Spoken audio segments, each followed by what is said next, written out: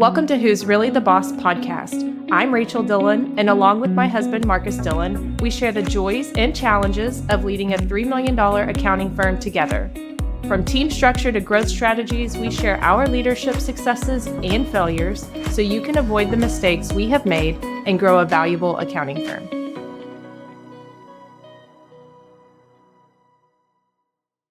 Welcome back to another episode of Who's Really the Boss podcast. Hey, thanks for having me back. We are we're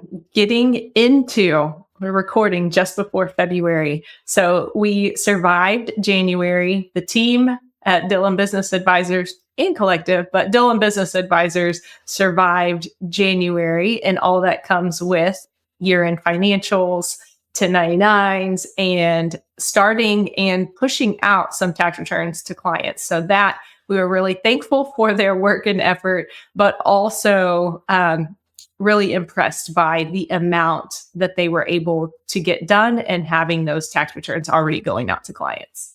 Yeah, team is solid. We're trying to throw curveballs at them as much as we can. They're dodging those as best they can, and work's going out, and clients are being served, which is great. So couldn't ask for a more, successful January to get the whole year off to the right start. And part of what we were telling the team from the very beginning, even like in retreat last year, all the way through where we're at today, do what you can, what's in your control on a daily basis, because, as we continue to grow into 2025 and go down this path, like you just never know what could land in your inbox or on, a variable on a certain day. But if you can control it, you can schedule it, you can get it done. And we have a lot of planners on our team, so they're trying to tackle what they can whenever they can. So January is a good time to kind of get a good start going. All right, let's give our daughters update real quick. Yeah, so both are still alive. Our oldest, actually, she went back to college. I'm sure a lot of, our listeners and friends who have children in college, I don't remember scheduling of classes being as big of a deal as it is with this daughter. I never dropped a class. I always went to what I was able to. I had my schedule months in advance. I remember going to a phone bank to set my schedule and doing that, how antiquated that process was. But dropping classes, all the fun stuff, like you got 15 hours, no, it's 14 now. Oh, you're back down to 12, you need to add a class. Like, what in the world is going on? So that's fun. That's what we're navigating right now. That same daughter, Kinley, who's at Baylor, she had a big goal of joining a sorority that a lot of her friends are in. And so she was able to get initiated and go through that whole path. So she is now a Chi Omega, which we have no idea what that really means or looks like, other than we just now saw a dues, email come across. And our deal with her was, hey, if you want to be in this organization, you're going to have to pay for it. But come to find out, dues are only part of the cost of joining a sorority. So that's always fun. I think we knew that part, but just to give people a heads up if they're unsure, for Kinley, I think we got out relatively good in that Baylor Chi Omega dues are only about $1,300 a year. So that's good that she only has that amount, and she sent us that cost. But I told her 2 years ago, if she wanted to do that, that was on her to do. Now, for us, where we get sucked in is when she needs the new outfits or the gifts for whatever friends or I don't know, whatever event they have coming up. I feel like we get roped into paying for those types of things. But the dues, we held true so far. She still has to come up with that. So thankfully, it's about $1,300. No, I don't think that's how I would spend my money. But I know that at other universities, it's very different. The dues are much higher than that. And she said the reason that their dues are a little lower is because they don't have sorority houses on campus, no fraternity or sorority houses for their school. So that keeps their dues a little bit lower. Yeah. So she's excited about that. Give an update on Avery, the high school senior that's finishing out her last year, at home and all the fun stuff. She's actually entering into her final like swim events, right? So it would be district is this week, then regionals, then state, and then she'll be done from a high school swim career standpoint and really just, um, you know, doing her club swim stuff, finishing the year out well academically, and getting prepared to move to Fort Worth, to TCU in I guess August or September. Yeah. So we'll go with what's recent for us or what's current for us. So we had shared obviously a while back as we look for opportunities within DBA for team members. Part of it just comes down to we need to grow a little bit. And the way we do that is both organically and inorganically. And so inorganic growth meant acquisition. We always get the emails. I actually enjoy it to go through another firm's financials and see, what they're doing, maybe something that I can learn in the process, evaluate them, judge them, if you will. But I always get the broker emails, always dig in. And we started evaluating a firm here close to us in the Houston market. It was about a $900,000 acquisition. I actually knew the CPA after kind of the blindfold came off of whose firm it was and an introduction was made. And it just wasn't a good fit. The client mix, the culture, the team that was in place, even though it was a really good revenue base and close to home, just too much variety of too different from who we are and what we do on an ongoing basis. So that one passed. And then the opportunity came along, heard through a friend that another friend of ours was evaluating his next chapter. So I actually reached out to him after I learned that and just said, hey man, let me know how I can help. We may be, in the market for an acquisition in the near future. If you just need anything, just let me know. I mean, we've done, up to this point, 4 acquisitions and a lot of divestitures. So we kind of know both sides, but I just wanted to be there as a resource for him. Fast forward, we started talking, we started seeing what that could look like for, him to ultimately sell his firm to DBA. And, we care for his team moving forward and his clients and kind of plant in a new market, if you will. So that's where we ended up. And we ultimately acquired that firm and are merging them in 2025. And to our surprise, we're doing that all at the end of January. Early February, we're welcoming a couple of new team members and a whole host of new clients. But there's a variety of reasons we'll get into why this deal, and I hate to even say deal, like why this merger made a lot of sense. Yeah. And you really, just your natural curiosity, your natural interest in what's going on in the market. You've been looking at firms for a really long time as far as just considering what's out there. We originally acquired a block of clients to start Dillon Business Advisors, obviously under another name way back when, but Dillon Business Advisors by finding a firm that was ready to sell, the owner was ready to retire. And so what are some ways, I know you mentioned something about getting an email or seeing something on a broker site.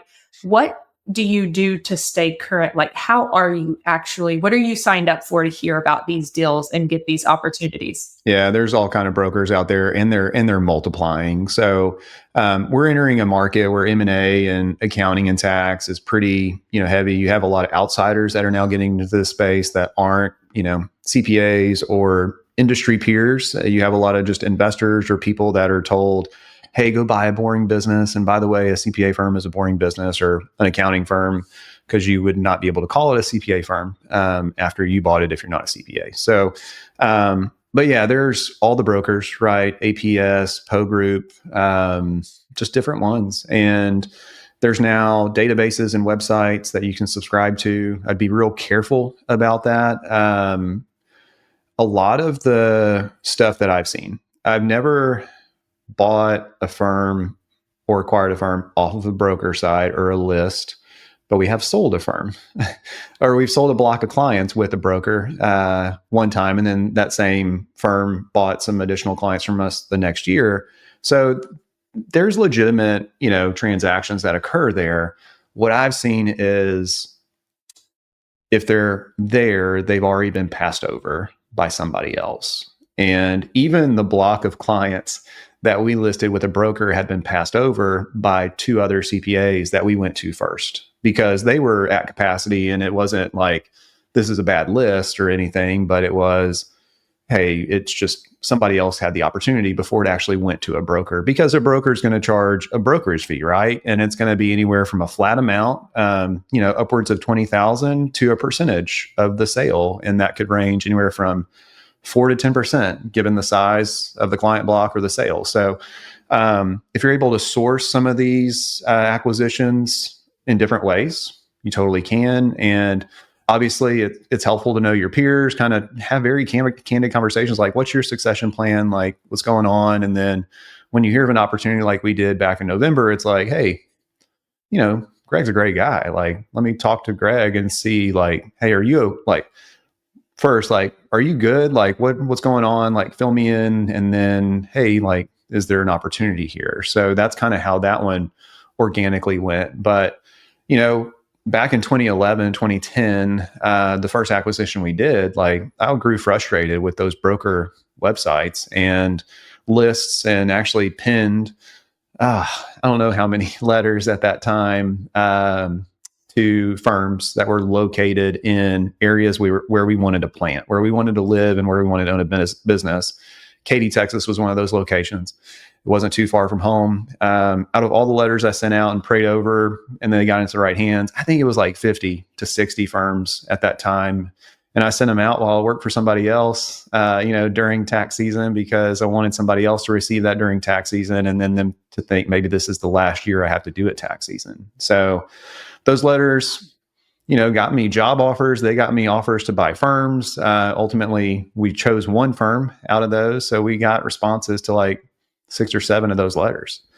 Fast forward, 13, 14 years, we're still looking at additional acquisitions. We would love to be in the Dallas-Fort Worth market in the near future.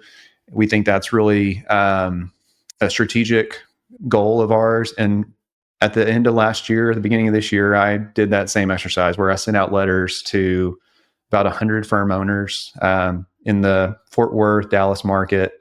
And we've already gotten responses from like 3 or 4, because that stands out compared to the email from a random investor in New York or some person who's never owned a firm that, hey, you want to sell your business to me? Like, you have no idea what it takes to run an accounting firm, but we do. And I think that's what stands out to people. I had a really good call with somebody this week about, hey, got your letter, would love to talk. It's a $2.5 million firm. Like, it's going to be a big one, but we'll just see where it goes. We'll keep having conversations. We'll talk through what that means. And yeah, it's just turn over rocks everywhere you can. There's probably some opportunity within there.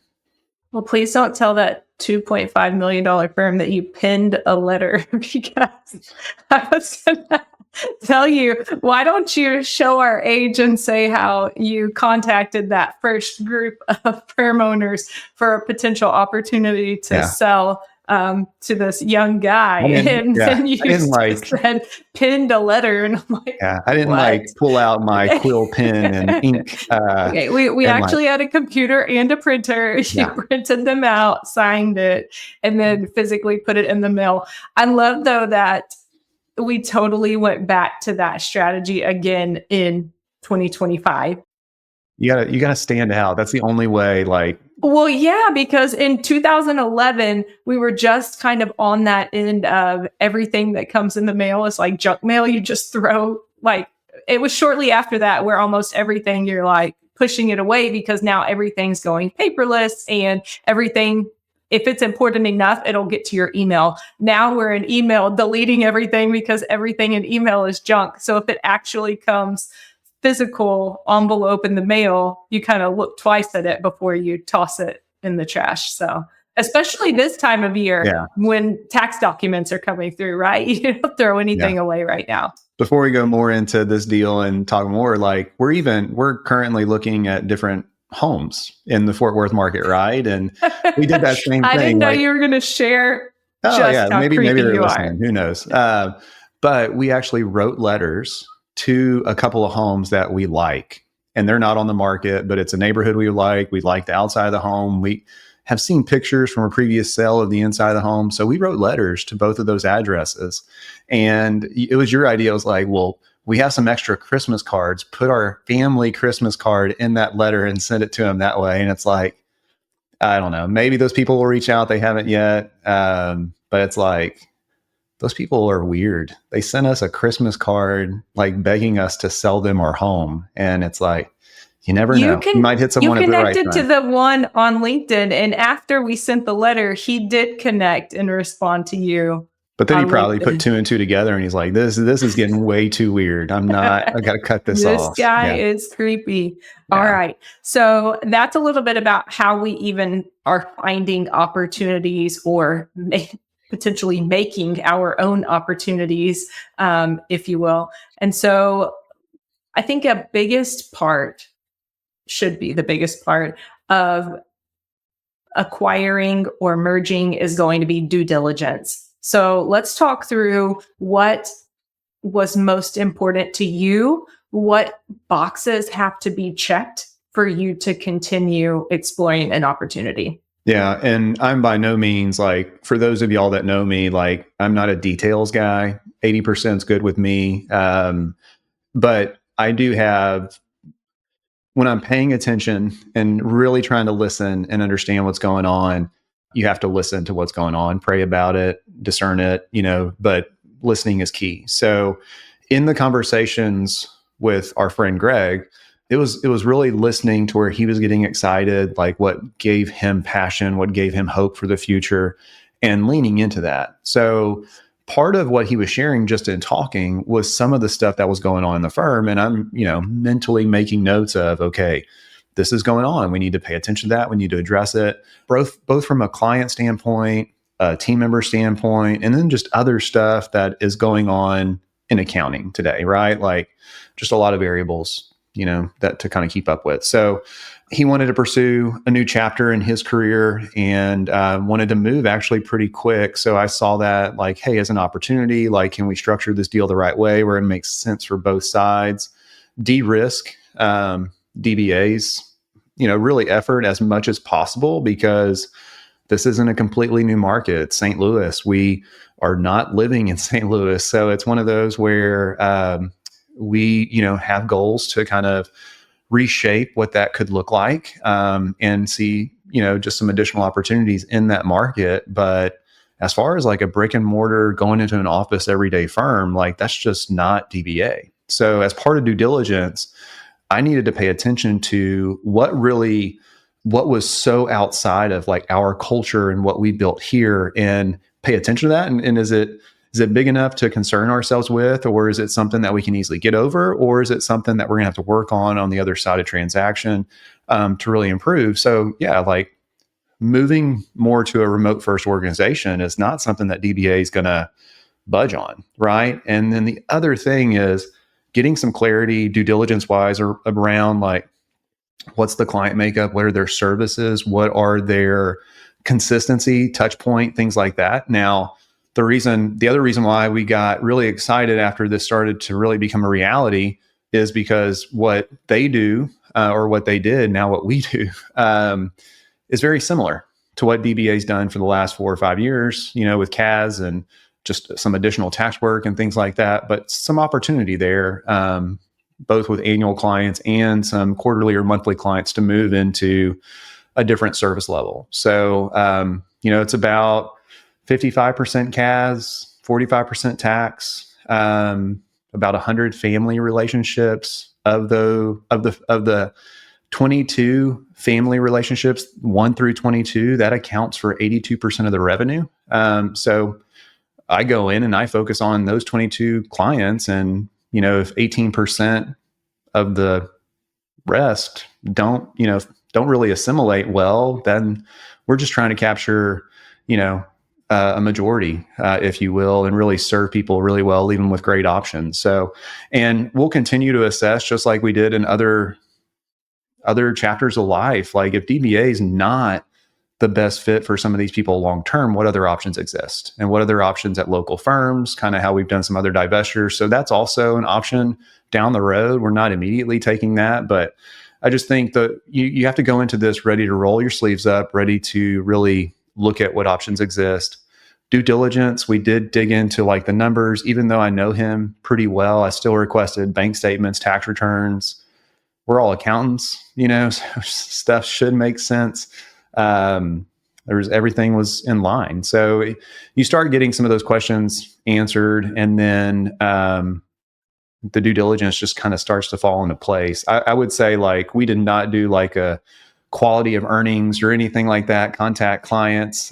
We felt like that would be overstepping our bounds there. So, but yeah, that's kind of where we're at. That's the base of what we did, and that's the minimum what I would recommend anybody else do. Yeah. So you mentioned bank statements, you mentioned tax returns. Obviously, financials are provided fairly upfront. Is that something that's expected as soon as someone kind of raises their hand and says, I'm ready to put my business on I the just kept market? asking for stuff. He never said no. And that was, if something would have been, hey, I'm not giving you that, then that could have been red flag, right? So something for us, DBA is built around MRR, right? So monthly recurring revenue is the lifeblood of all businesses, and CPA firms still like annual revenue. So for us, we definitely needed a month by month P&L to know which months would be investments back in the business, which months would be excess cash flow, and kind of hopefully that aligns with our thesis on why this is a good deal or not.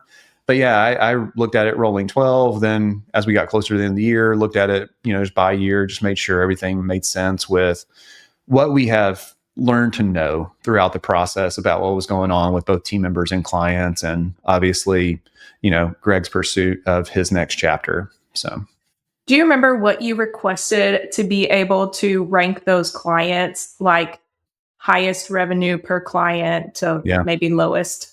Yeah. So, what I did, once you subscribe to those broker websites and once you get like some of those, CPA firm profiles, I had Greg fill that out. Right. And I removed all the other stuff from another firm I had just recently evaluated, and I sent it over to him and I said, hey, fill this out. There's just some general questions. You put numbers in here, owner hours worked, average price per 1040, per business return, per monthly client, quarterly client, annual client, just different things that would help us make sense if this is going to be a good deal. That was step one, and I would say the other thing to pay attention to is if he would have taken weeks or a month or something to put that together, that would have told me something, like, hey, he's not really this serious about it. I may back off or go look for something different, depending on our timeline. So, but yeah, I just started there. I mean, if y'all need a template, I can give you one. Just email me,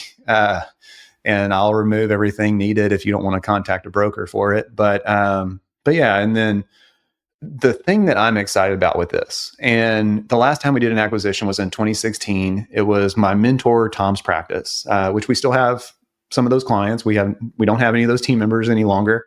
We just look a lot different than we did the last time we did an acquisition.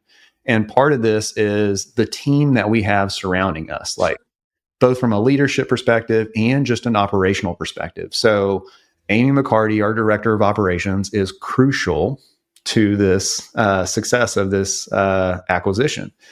Amy knows all the different software pieces in and out. And so she was able to request certain things really out of their practice management, which is Practice CS. And we were able to pull write-ups, write-downs, time spent per client. We grouped them by client family. We knew going into this with the remaining clients how many hours were worked historically, year over year, the price point that those clients are in, how much profit was there from a write-up, write-down, so utilization. And that's what we used to plan around. So we looked at existing capacity within DBA, started to look at the team that was going to be coming over as well. And, that's ultimately what led us to go like, hey, probably need to go hire the next client controller if we're really going to move forward with this, because one, we're going to need some additional bandwidth, but then two, given our growth trajectory, hopes for 2025, our goals, we're going to have somebody and add somebody. So those are the pieces that kind of put into play. The other team member that we are so fortunate to have on our side, he's a new win and a new hire, is Angel Sabino, our director of technology. So Angel is critical in taking all the data and all the programs and assimilating those into our tech stack, right? And so we are starting with this known, seller and a smaller team with a couple of team members and a smaller client list of 100 clients. And we're integrating it really as a test to see what the next one could look like and how we can improve upon it, how we can tell our story to others that are interested in M&A, both from a sales perspective and a buying perspective, just to help others. But then also, is there an opportunity for DBA to do another one in the near future or future? Maybe. And it'll be better because of what we've learned in this one. Yeah, I'm glad you brought up Amy. You and Amy probably did 99% of the due diligence, right? You two together, not me. And then Angel as well, very integral in the making sure everything worked. And Amy has a very deep knowledge of all Thompson product, but so does Angel has experience with Thompson products as well, because we were on Practice CS when he was our MSP way back. So there's UltraTax, even File Cabinet at that time. But getting our new team members, they even helped with that setup and making sure all of that data populated way back when he had his own MSP and wasn't working directly for DBA. So the two of them really make this a possibility, especially a possibility in January or February, because we still have tax work that we need to do. So that's, even though we don't have not 2,400 tax returns, we still have tax work that needs to get done. This new firm has tax work that needs to get done. And so the three of you really taking a hard look, a critical look at what we were actually getting. I think that I was just the negative voice in asking the questions about all of the things that could go wrong. So you mentioned Tom's, our acquisition of Tom's business back. And so those were my questions of how, because we are remote and because all of our clients, with the exception of 3, are digital. So digital delivery of documents and delivery of completed either financials or tax returns, either way. And so really that was my question. How many of these clients need a physical location to drop off or pick up or meet with someone? Yeah. How many meet with only the owner? Like the main relationship point of contact is the owner, because those were two things that I think we didn't pay enough attention to in 2016, of how much time we would need to invest to try to win that relationship or build a relationship outside of the previous owner. And what we found there was that was much harder than we anticipated, and caused it caused a lot of, I'll say, people, not dissatisfaction, but almost. And that's what it felt like to our team. Yeah. Our team felt like we can't do enough. We're not doing anything to make these clients happy, but all of our clients are happy and we're doing the same. So that's where we couldn't figure out, what that was. So that was more of my questions of, are the clients able to work with remote team members and provide documentation remotely? And is the owner the main relationship holder for especially like the top 25 clients? Yeah. So, yeah, all great points. You were definitely a voice of reason, a voice of pause. I get excited really fast and make decisions really quick based on gut a lot of times. I felt, connection to Greg, just knowing him as a friend for years, a lot of similarities and, like attracts like. So, Greg, believes in a lot of the same stuff we do, is how he lives his life and his values and his faith. And in doing so, he attracts people that are probably similar to him. We all do. You kind of have this where you attract people that are a little bit of a mirror to you and a reflection of you. So his team members, we got to meet them, and they were great people. And same with clients. We were excited because it's if somebody was not aligned, then it's likely that they wouldn't be on the roster, both from a client perspective or from a team member perspective. Hopefully, not always the case, but hopefully. So cultures somewhat aligned. The only part of cultures was really that remote first versus not remote first. The piece there is one of the team members that is coming over is the CSM. She currently works as a hybrid setup. She wants to work more remotely, which is great. We can help her to do that and help, put some things in place to achieve that. The other team member that's coming over is a tax administrator. That tax administrator does work in office every day, which is okay for the near term because, like you said, you may have some clients that still pop in and do some stuff, but those are the only two team members. We did ask as part of due diligence, like, which of these clients, ranked the 100 family groups, like who has been to the office in the last 12 months. So we knew that. And it was about, like, even Greg said, like, there's more yeses that they visited the office than I would have thought. And maybe they weren't even there visiting with Greg, right? So I think that's the other piece where we would just have to dig in. But I can tell you, like, of those, the 82% revenue base of clients, it's kind of mixed. It's not everybody comes in the office. And just like we do at DBA, like our 82% that currently makes up DBA, like those clients aren't the ones that come to the office. The ones that come to the office are the people that you keep around because maybe they have a special place in your heart or something, but it's not the business owners, not the people that view time as their most precious commodity. They figure out how to get you stuff or talk to you in different ways. So yeah, that's something we learned, but we're going to have to move pretty quickly on this given tax season and everything that goes along with to do that really well. The team member we're bringing in, Tiffany, will actually part of her role in the very beginning will be, helping us get through just some of those filings and some of the deadlines. So while it's not what we would consider like DBA structured work initially, we just have to serve people and get them right. And then after tax season, really begin to assess where there's opportunity, where there's movement.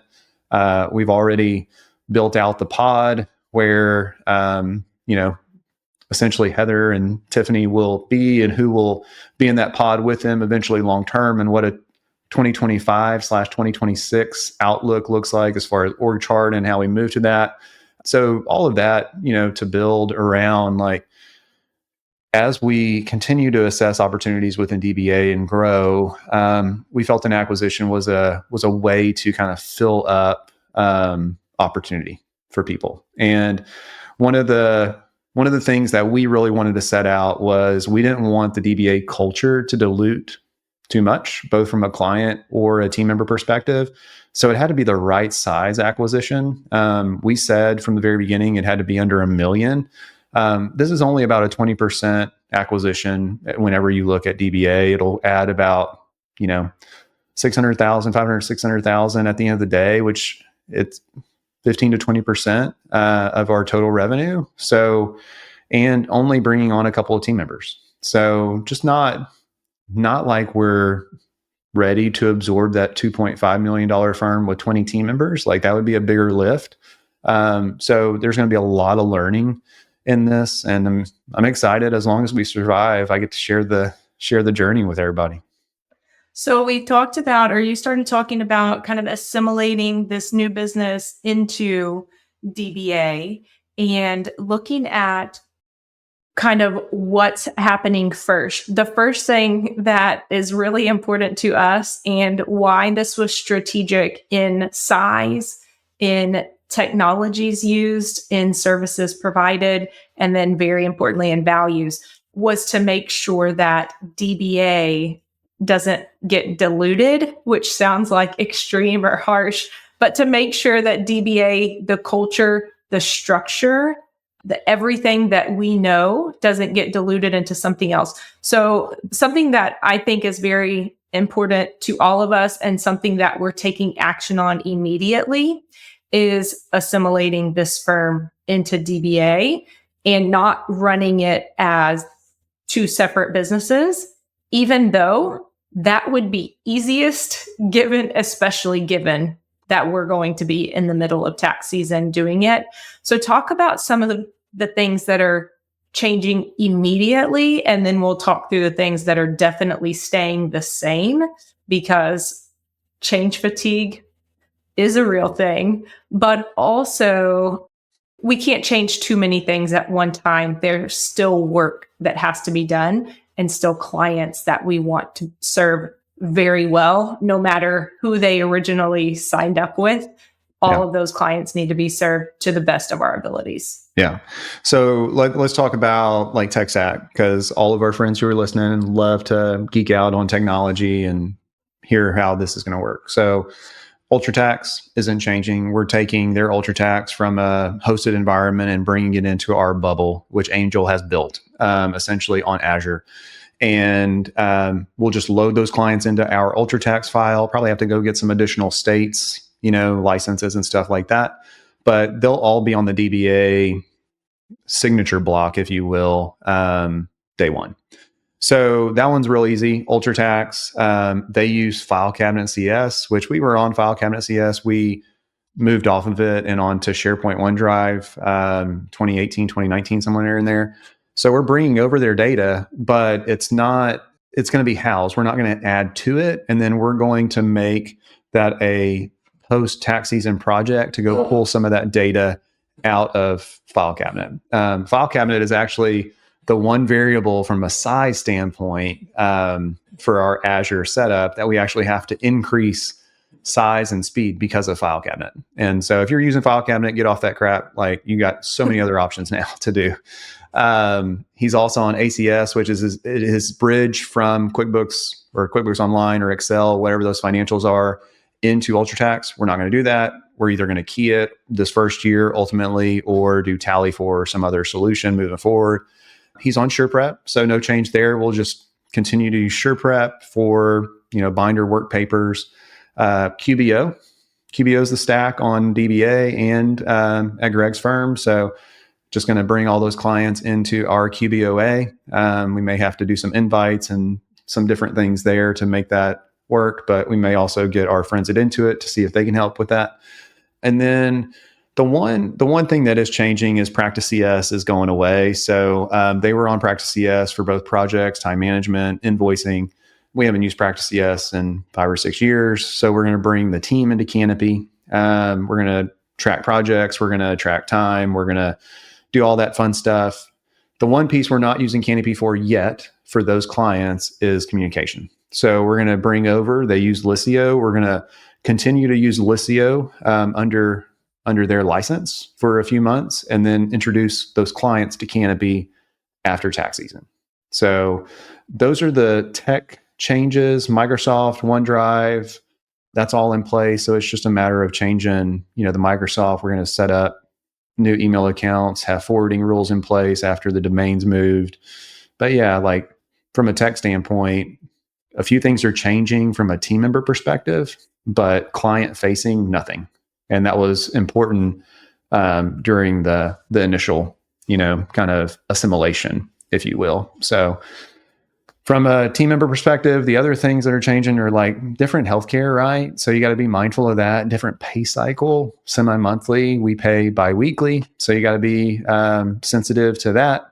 Also, just make sure that, the team member who didn't have, they just learned their world is changing, that they're not out anything. So Greg and I have worked to make this a seamless transition for them and make sure that both of our team members are taken care of during a transition. So I think those are really the main things. We're not even changing, like we absorbed like the technology as part of that. So like they're going to still be using the same computers and monitors. Angel is just going to be remotely monitoring those machines in the background, just like he does our laptops now. And eventually we will get new hardware for them, but really it's not a goal, in February. Yeah. Some other things that are staying the same for client facing. We are taking over the lease temporarily so that clients who are used to coming to an office, so that one of the team members who is used to working from the office, that will stay the same at least until May. The lease is way longer than May. So, but those things I would assume we will offer digital delivery and digital drop-offs and things like that. Maybe some of them just haven't thought about it in a while because they're in the habit of coming. So I'm sure offering that here at the beginning. But what are your thoughts as far as nurturing that client list, that client block? Because we know that still there is, at some point, there will be disruption. So what are your thoughts on churn, on how to reduce that as much as possible, or what are you really focusing on? Yeah.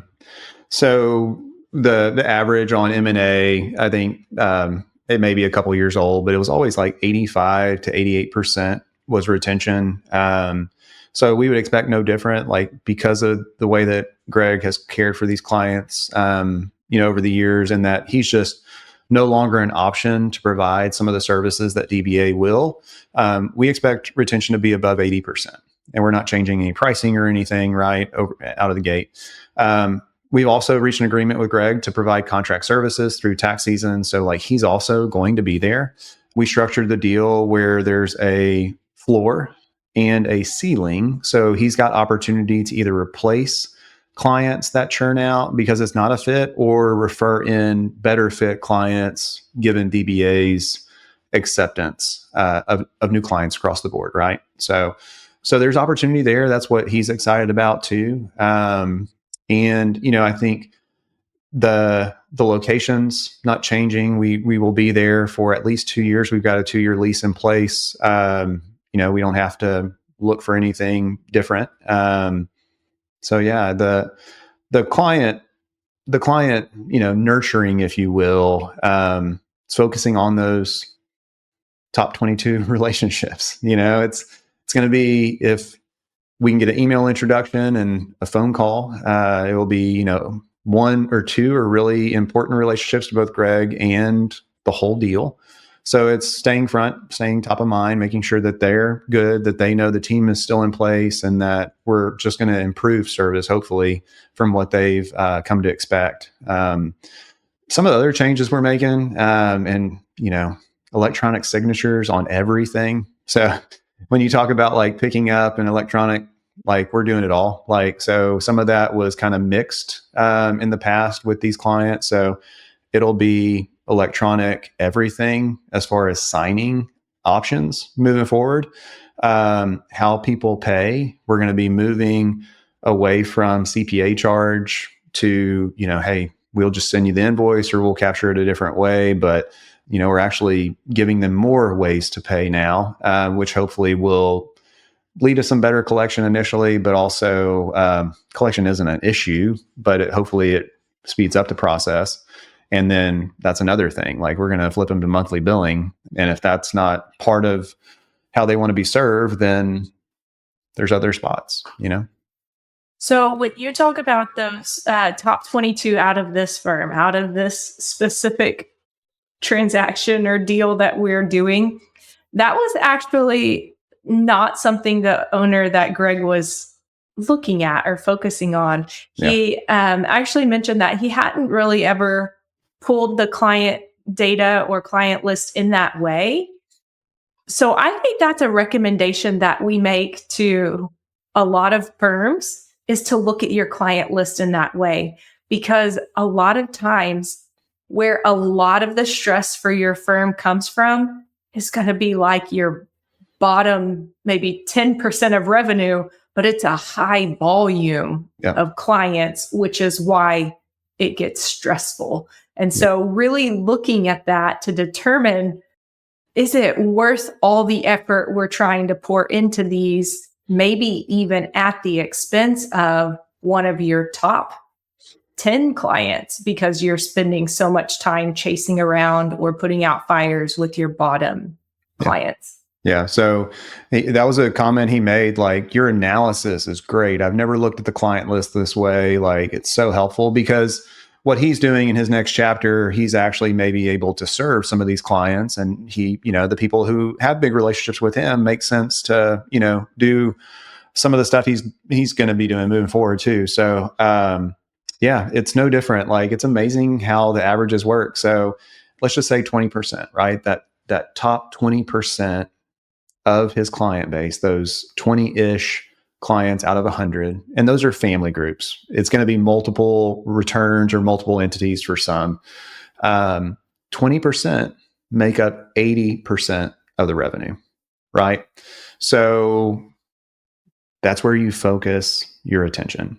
And you don't totally dismiss the other 80% of clients or the other 20% of revenue. There could be opportunities in that. But what we're seeing, our efforts, our priorities are focused on that top 20% of clients. So, that's what we're going to do. That's what we're going to focus on. Making phone calls, just 20 phone calls. And just trying to make sure that we get in front of those people. There's also, as part of the relationship moving forward, there's a couple of key referral sources that we need to make sure also know what's going on in that market. So, it's getting in front of them, telling the story, answering questions, making sure that they know that there's now this new opportunity, that there's this new capacity for referrals, and really getting them excited about the deal as well. So, as far as like my commitment, and even if you're buying a firm that's not located down the street, really figuring out like what your travel schedule look like. That's where you and I have talked. Like, obviously we went to St. Louis at the end of January, and it was great weather, by the way. Like, it had snowed the week before in Texas, in Fulshire, and by the time we got to St. Louis, it was like high 40s, low 50s. Snow was on the ground, but I think St. Louis was trying to ease us in a little bit, if you will. So, but yeah, just how much and what does it look like? I'm able to, get on a flight early morning, be in St. Louis by lunch. I can stay one night and then fly home and be in my own bed the very next day. So, I think those are some of the things to kind of think through. How often do I need to go? Like, that's you and I kind of figuring that out. I don't know that you have to go as often given now your role on the team, but definitely mine is like from a client standpoint, like making sure that those one or two really high relationships and then the referral sources have a connection, at least initially as well. So as far as other team members, I think this is the other thing to keep in mind. Like, when we did this last in 2016, it was all hands on deck. Like, all team members were brought into the acquisition, right? And so what we told the team when we even shared we were looking at acquisition in 2025 back in our retreat is we're not going to disrupt what's working within DBA, right? So we're going to supplement the team that's coming over with a new hire, which we're doing. And then the leadership team, for the most part, me, Amy, Angel, you, Leslie, not so much, we're the ones that are really, figuring this out over the assimilation process. So what we've told team, is like, there could be an opportunity to serve one of these St. Louis clients or a client that comes out of that market. But initially, we're just asking that you continue to serve the clients that you have in your care really well. And, just giving them peace that even though there may be like these new team members and new client opportunities, that it's not impacting them. Because, there's apprehension there. We have a couple of team members that are still on the DBA team that remember that last merger acquisition, if you will. And they're like, why are we going to do that again? That was awful. Like, I'm just like, yeah. So, but given them, assurances that they don't have to be involved. All right. So we talked a lot about the deal and where to find opportunities, even what our transition looks like once the dotted line has been signed. We talked about due diligence. And then the third part of really this time period has been discernment.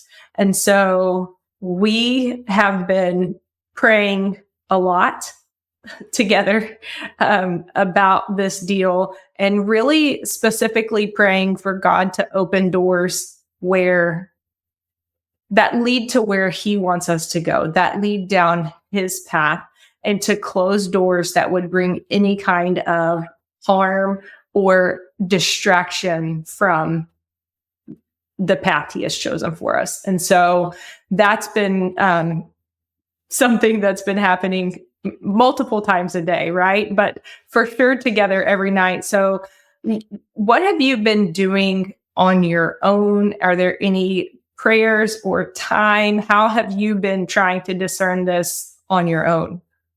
Yeah, I mean, we don't have all the answers, right? And even a plan for our life. Like every time we think we've got it figured out, there's a curveball thrown. So, yeah, it's a lot of prayer. It's meeting with people that I know are probably closer to God than I am as well, and just seeking guidance from multiple sources. So, I'm in a group, a C12 group, which is kind of like a Vistage or an EO for Christian business owners. So it's taking, it to that group and asking them and, answering questions, seeing what they have out of these other Christian business owners. And then the chair of that group, Andrew, who kind of mentors me a little bit as well.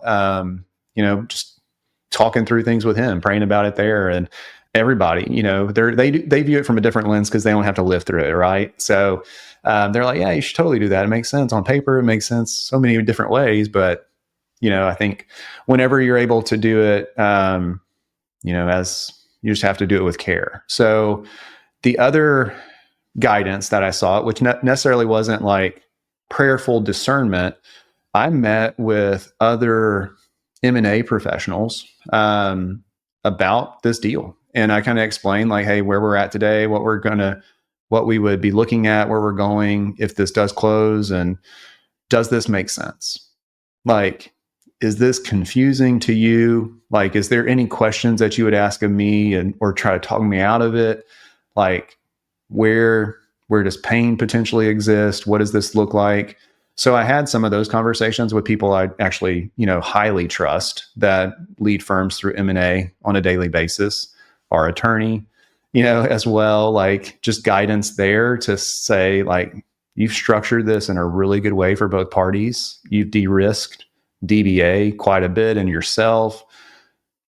You can't ask for a better structure. And so I think hearing that over and over again, it combats some of the, doubts that you have in your mind. So maybe that's another D that you could add in: discernment and doubts. But yeah, now it's just the uncertainty of a deal leading up to it finalizing. That's where the pressure is. I think for me and a lot of my friends, and I think you too, once the decision has been made and you can just start to execute, you know what to do. So it's just, you just got to go execute. You got to go do the work, and the emotions, the different pieces of the deal, hopefully you can set aside just to make sure that everybody's cared for, and that, there's no turning back now. You've stepped off. Yeah.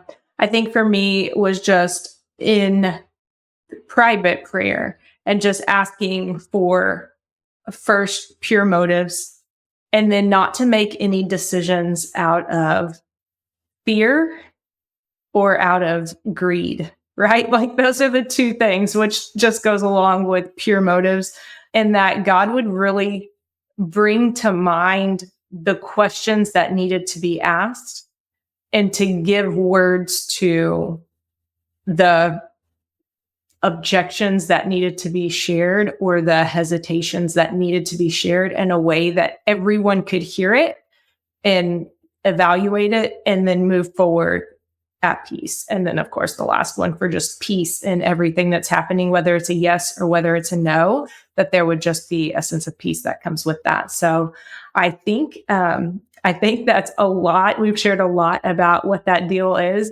And I know we'll be able to give updates as we go along, but we are excited. And it wasn't a decision made lightly, as we've just shared over the last almost hour. So.